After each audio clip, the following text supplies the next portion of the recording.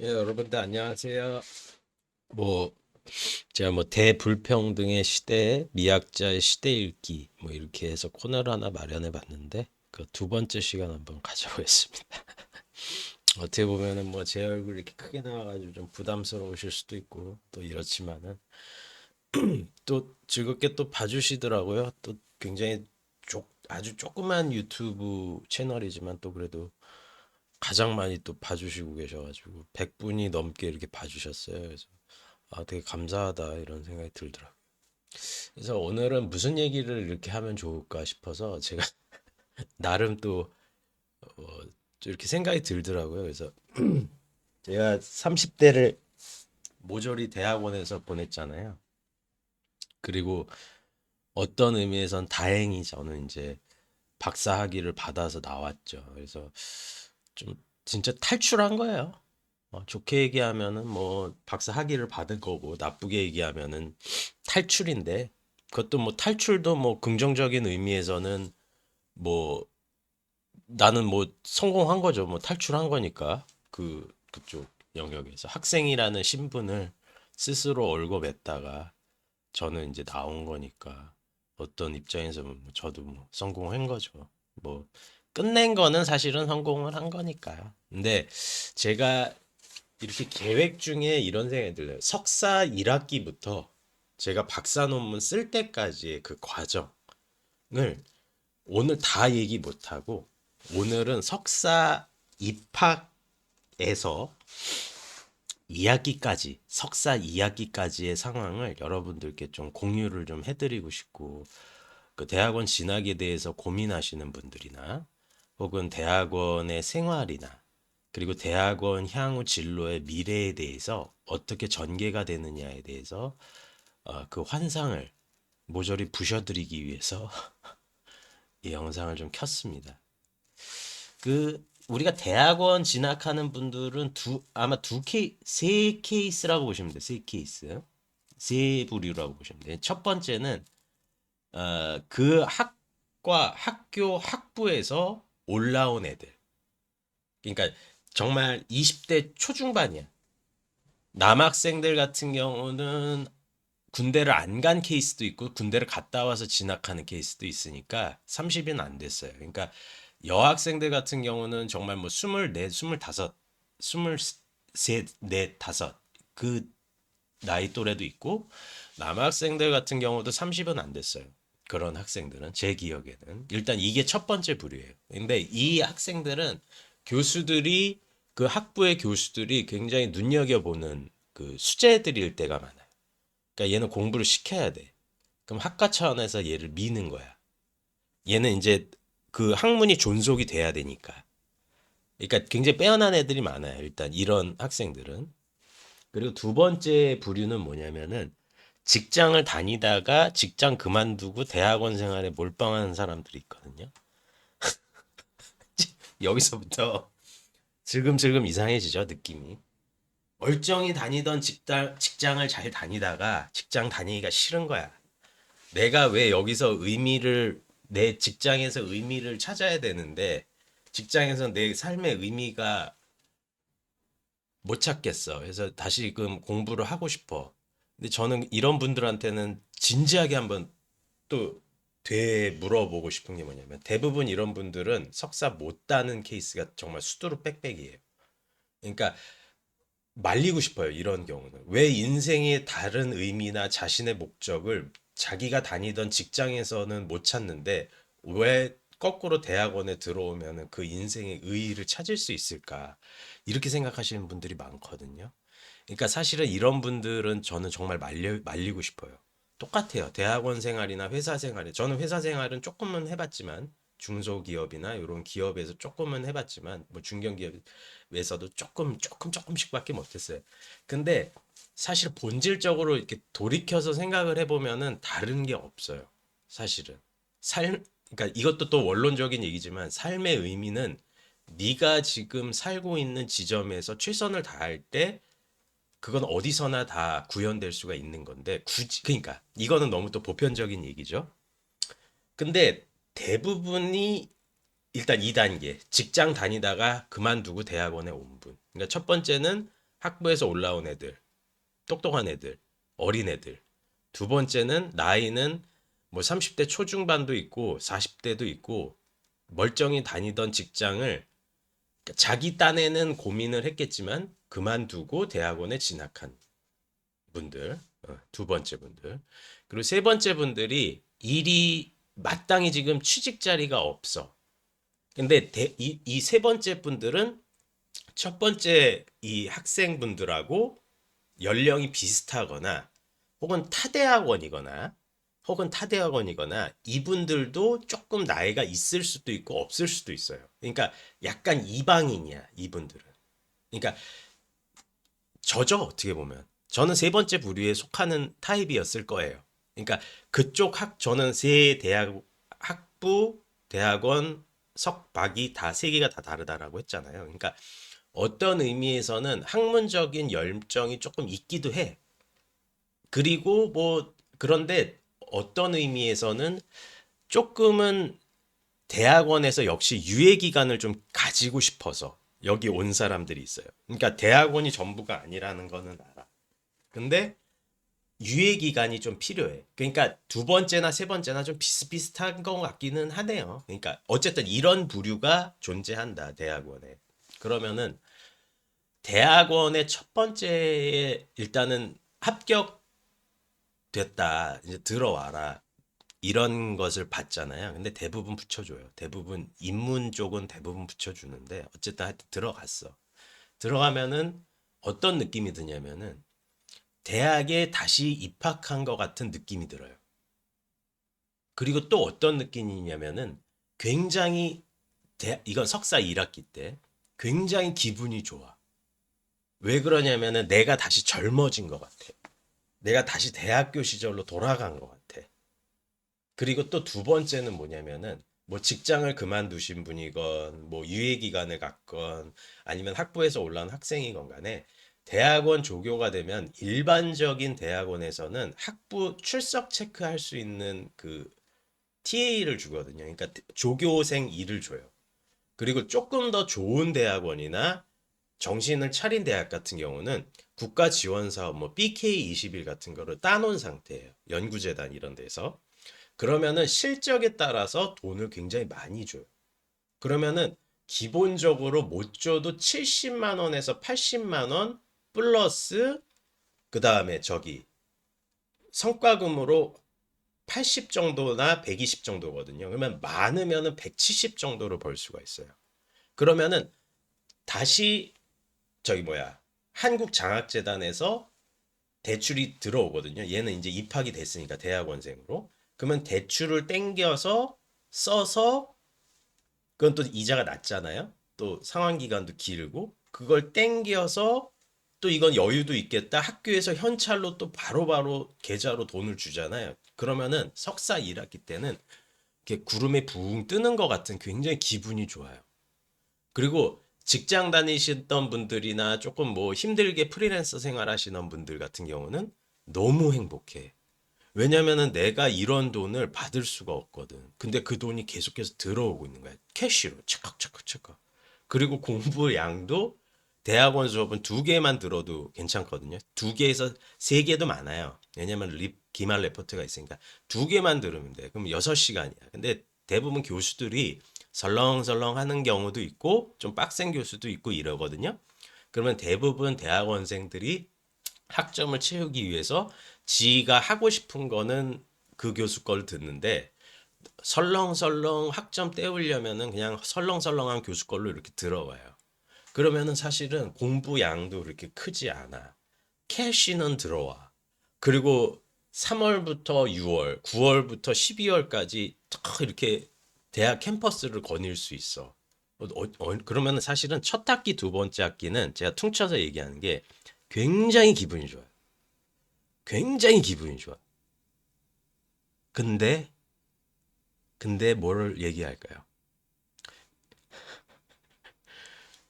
당장 첫 학기 때 한번 생각을 해보셔서 나갈 생각도 하셔야 돼요. 그러니까 여기서 환상을 다 깨 부셔버려야 돼요. 본인 생각을. 이거는 지금 현실이 아니다라고 생각을 해야 돼요. 이렇게 서비스를 해줄 때는 학교에서 서비스를 해줄 때는 이유가 있는 거예요. 그러니까 이거를 너를 뭐 이거를 피해를 주겠다 이게 아니라 여러분들이 힘들게 한 만큼 사실은 보상은 받고 그것에 대한 월급이나 봉급을 받는 거예요. 내가 일을 저렇게 안 했잖아. 그리고 평균적으로 해야 될 양이 아니잖아요. 그게. 근데 더 많은 돈을 지금 받는 거잖아요. 이렇게 되면은 그 다음에 또 고통이 몰려와요. 이게 무슨 얘기인지 아시죠? 그러니까 제가 이거를 깨부시고 아예 석사 오늘 퉁쳐서 이야기를 해야겠다.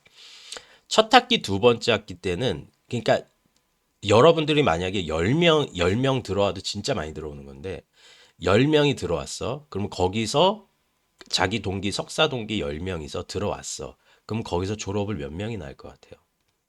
진짜 많아요. 2명이에요. 2명. 2명 정도가 석사 졸업을 하고 나가요. 그리고 나머지 80에서 90%는 못 나가요. 못 나가는 게 아니라 못 따. 그러니까 못 따고 자기가 나가는 거야. 그러면 그 2년 석사 그 과정 2년에 논문 쓰는 기간 3년, 한 3년에서 4년, 이거 진짜 이것도 많은 거거든요. 이렇게 잡고 있는 학교도 이거 문제 있는 학교인데, 지금 내 학기에 2년, 그리고 논문 쓰는데 1년 반, 그거 넘어가면 못 쓰는 거예요.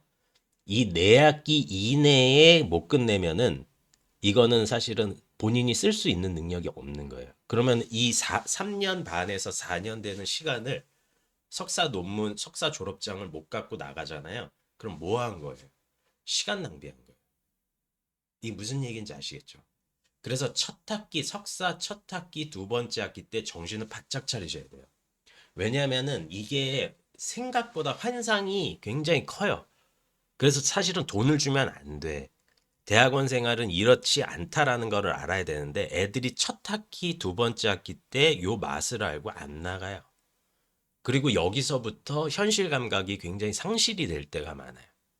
저도 이 이야기를 굉장히 조심스럽게 하고 제가 박사를 땄기 때문에 지금 저도 이렇게 얘기를 할 수가 있는 건데 저도 제 자신을 굉장히 많이 돌아보면서 반성한 지점이 있거든요. 그리고 이게 지금 박사를 받았기 때문에 제가 지금 이렇게 좀 마음 편하게 이야기하는 지점도 있지. 저 사람 지금 박사 수료했고 박사 논문도 못 썼는데 저런 얘기하면은 너나 박사 논문이나 똑바로 쓰고 끝내고 얘기를 해라. 이렇게 얘기를 할 수가 있겠죠. 아니면은 제가 석사 졸업장이라도 받고 석사까지만 이야기를 하는 경우에는 제가 또 그렇게 얘기를 할 수가 있겠죠. 그리고 저는 박사 과정까지도 쭉 얘기를 말씀을 드리고 다른 케이스도 얘기를 드릴 생각이에요. 자, 그러면은 왜 지금 이런 환상이 벌어지느냐? 우리가 사실은 그 이 좀 좋은 표현인지는 모르겠는데 이혼을 하고 다시 재혼을 하는 경우가 있잖아요. 그러니까 한번 결혼 생활 갔다 오시고 다시 재혼을 하는 경우나 이건 좀 그게 센가? 비유가? 그것도 마찬가지. 요즘 뭐 이혼 흉도 아니니까. 근데 저는 미혼이에요. 저는 저는 뭐 갔다 오지도 않으면 전 미혼이에요. 예. 근데 뭐 이런 표현도 굉장히 상처가 되실 수가 있겠다. 사, 사과드립니다. 뭐 어쨌든 간에 저는 뭐 거의 뭐 숙맥 미혼이다 이렇게 보시면 돼요. 근데 어쨌든 간에 뭐 이혼이 흉은 아니에요. 제가 죄송해요. 그거는. 그러면은 연애로 바꾸거나 이혼으로 바꿀게. 우리가 한 번 연애를 하고 약간 좀 첫사랑이나 첫 연애 같은 경우는 버벅버벅 되잖아요. 그러니까 이게 학부 생활이라고 보시면 될 것 같아요. 고등학교 막 졸업해가지고 대학 생활, 뭐 이렇게, 신난다, 신난다, 이렇게 생활을 했어. 근데 뭣도 모르고 그냥 정말 시간이 갔잖아요. 그리고 그냥 뭐 사회로 가고 남자분들은 군대 갔다 오고 뭐 이러고 뭐 언배던배 끝난 거 같잖아. 그러면은 나의 대학교 시절이 좀 억울하잖아. 근데 대학원을 딱 갔어. 그럼 뭐가 돼? 마치 이혼을 했는데 재혼을 했을 때 이미 결혼 생활을 한번 해봤으니까 더 노련하게 할 거 아니야. 어떤 지점에서 실수도 안 하고. 그리고 또 두 번째 연애나 세 번째 연애나 연애가 경험이 이렇게 축적이 되면 또 이런 실수는 안 하고 또 상대방한테 이렇게 맞춰줄 수도 있고 조금 노련해지잖아요. 관계의 구축에 있어서. 그거랑 마찬가지라고 보시면 돼요. 그러니까 대학원 첫 번째 수업 이렇게 들어가게 되면은 다 노련해요. 그러니까 세 부류 다. 학부생에서 올라온 애들, 회사 때려친 사람들, 유예기간. 왜냐면은 사회에서 굴러먹거나 아니면은 또 4학년 언니 오빠들이었잖아. 그러니까 이게 약간 노련하단 말이야.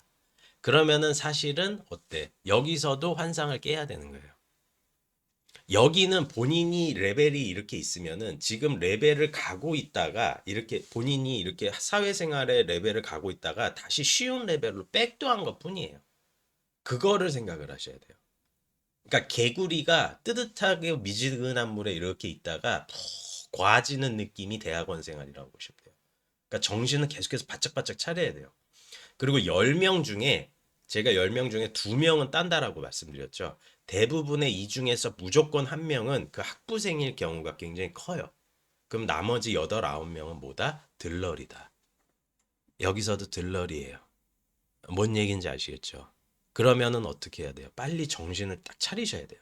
내 지금 상황이 어떻다. 만약 지금 이 영상을 보시는 분들이 석사 1기, 2기다. 그러면은 이 세 부류 중에 하나일 거란 말이에요.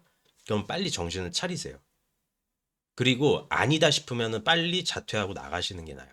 그런 다음에 빨리 사회적인 경험을 쌓으시던가 경제적인 상황을 구축을 하세요. 먹고 살 거를 빨리 포진을 시키라는 거예요.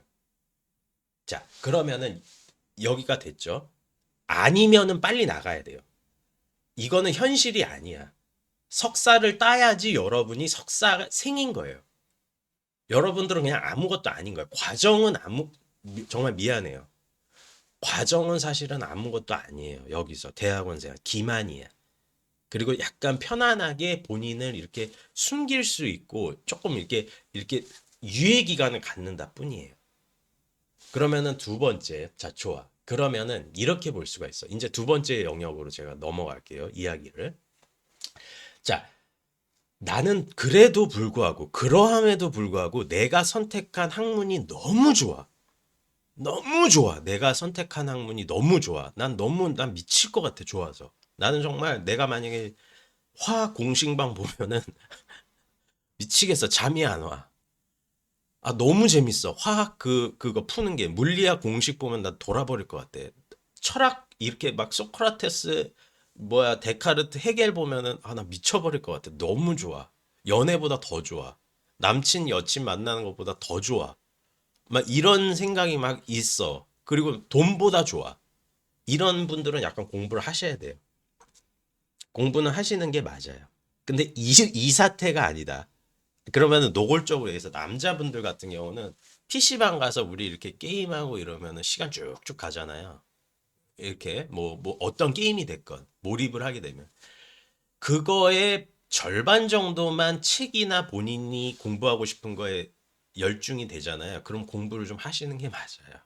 그러니까 반절이 넘어가는 것 같다. 한 60%에서 70% 정도 되는 것 같다. 그럼 공부하시는 게 맞아요. 사실은 공부는 그런 분들은 또 따요.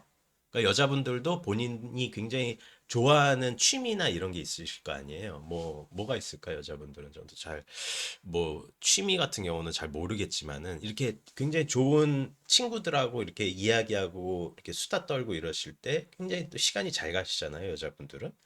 그런 거에 역시 60%, 50%, 60%만 돼도 공부가 맞는 거예요. 근데 대부분은 안 맞는다니까. 안 한다니까, 이렇게. 문제는 그거예요. 자, 그러면은 어쨌든 간에 내가 여기서 쇼부를 봐야 되는 게 석사 졸업장이잖아요. 그러면 이거를 전략적으로 접근을 하셔야 돼요.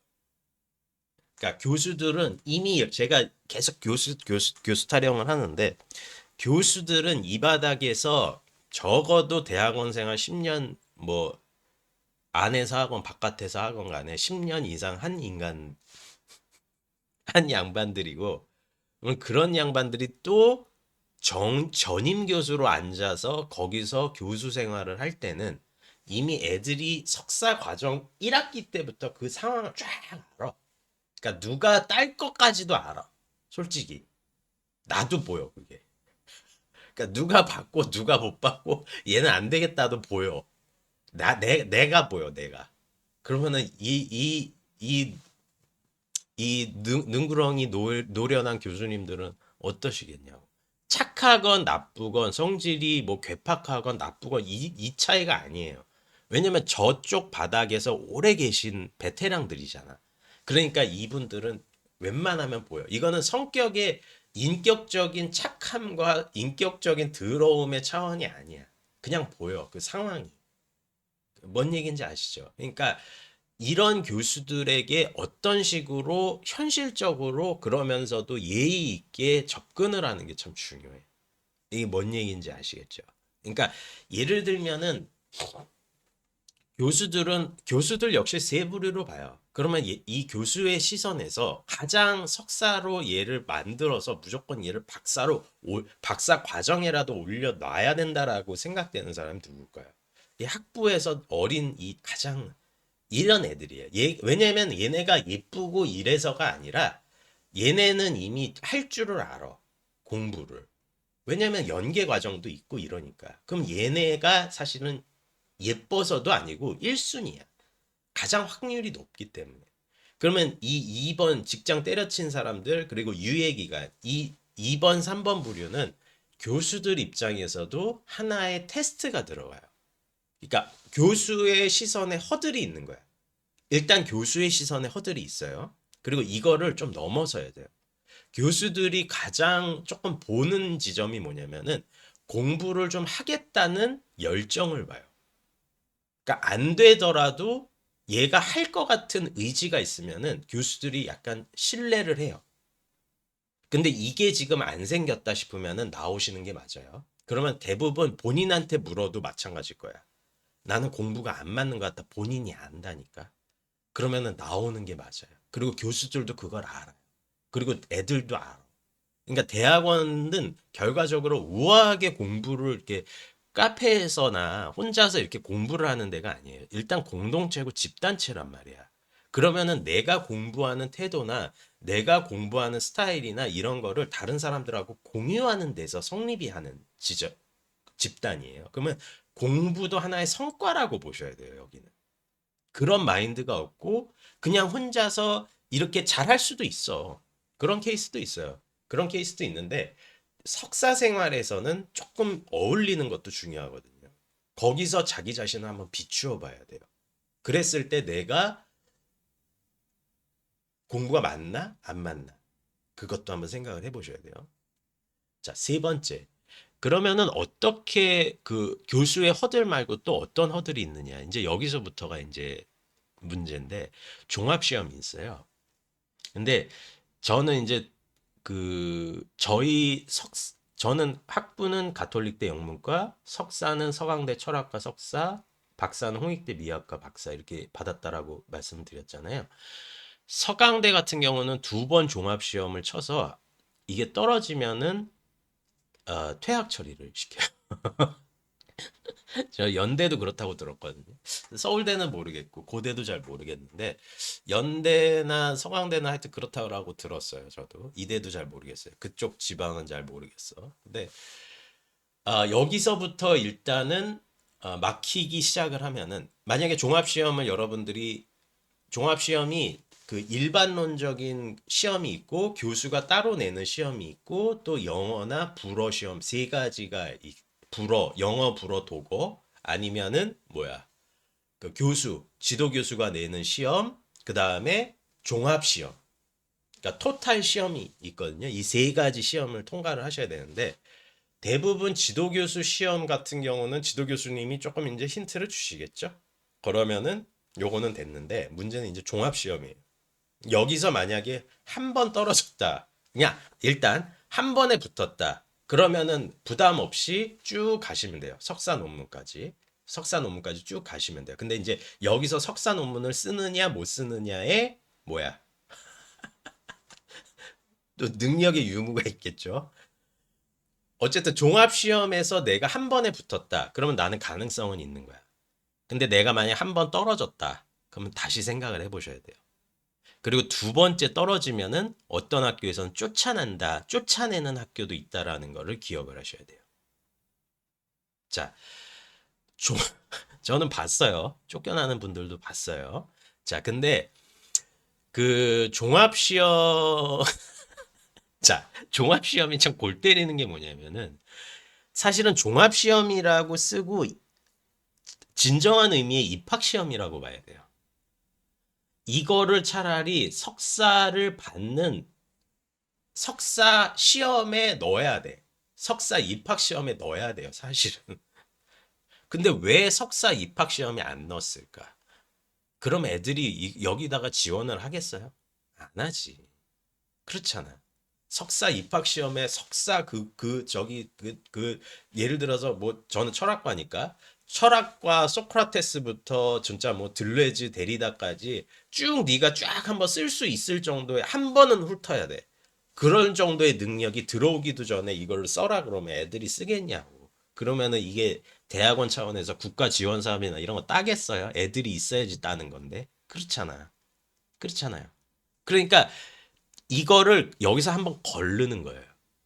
이게 뭔 얘기인지 아시겠죠? 이게 한번 걸른다고. 그러니까 여기서부터 사실은 문제가 생긴다.